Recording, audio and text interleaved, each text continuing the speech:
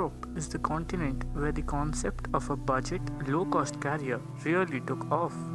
It is still the region which enjoys the largest share of the market. Thus, we here focus on the European model of the low cost carrier. The sheer success of Ryanair and EasyJet is their price per flight offer for the passengers, and budget flights are generally 30 to 50% cheaper than a normal airline's cost.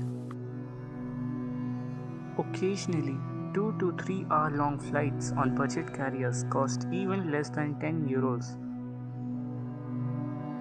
An air ticket cheaper than the cost of a taxi? How is this possible?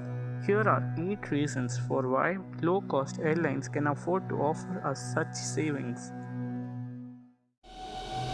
Number 1. An allergy to luxury. Budget airlines fundamentally do not offer high cost features.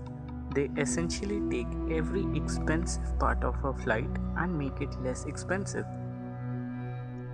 You're never going to find an in-flight entertainment set on the back of a Ryanair seat. This saves money at the time of purchase and reduces maintenance time and costs in the long run. Also, low-cost carriers do not preferentially have luxurious business class sections. They rather have slim economy seats to cram in more passengers.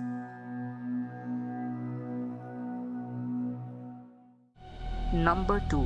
A savvy spending strategy. Following 9/11, air travel took a considerable financial hit. Ryanair, however, was thriving and vastly expanded its fleet. Buying a staggering 151 Boeing 737s while they were at their cheapest was a business-savvy foundation for success.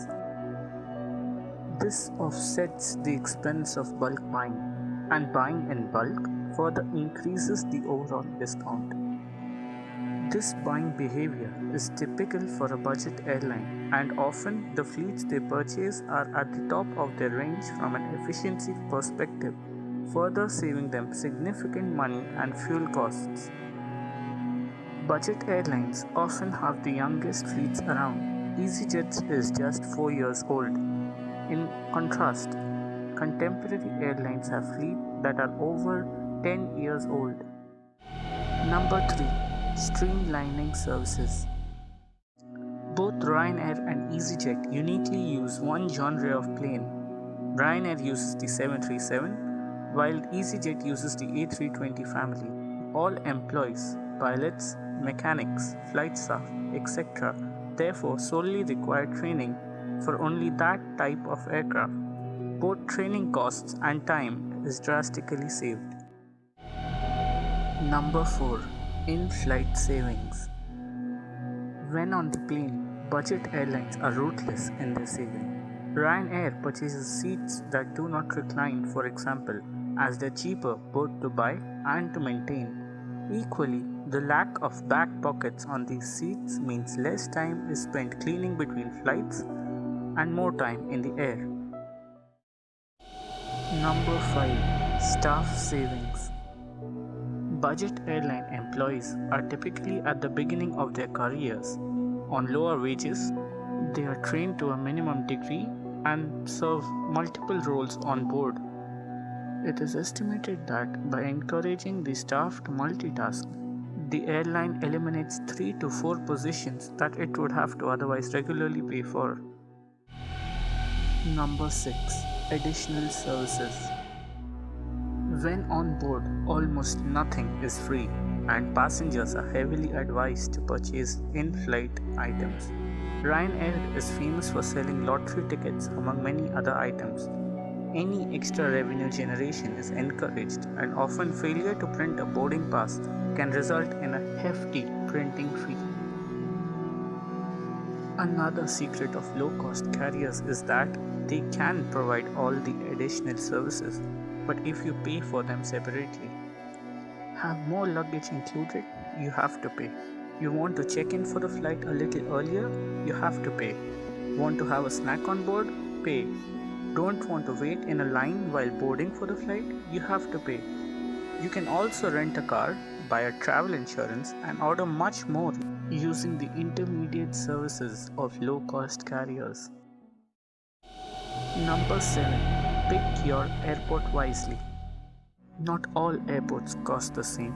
Landing at London Heathrow or Paris Charles de Gaulle is inevitably going to cost more than London Stansted or Luton. Consequently, low cost carriers avoid them and prefer to land at the cheaper airports. Ryanair thus flies to Gatwick, Stansted, and Luton in London and Beauvais in Paris, which is technically over an hour's ride away from the city centre. Budget carriers generally dominate the airports they fly to and from, and therefore command huge negotiating power. In short, many airports rely on a certain budget airline for commercial survival. Consequently, the airline can dictate to an extent the prices they pay at that airport. Otherwise, the budget carrier might just take its business elsewhere and the airport would cease to exist. Number 8. Non-stop flights. Here is an interesting example. In one day, a Ryanair 737 flew from Brussels to Copenhagen, Copenhagen to Brussels, Brussels to Prague, Prague to Brussels, Brussels to Nîmes, Nîmes to Brussels, Brussels to Treviso, and finally from Treviso to Brussels. Between each flight, just 30 to 45 minutes are allotted for a changeover. This leaves very little time to clean the aircraft but ensures that the aircraft is always making money. In essence, time is expensive for the low-cost carrier, and therefore these airlines must ensure that their planes keep moving in order to make money. So this was how low-cost carriers work. As always, thanks for watching.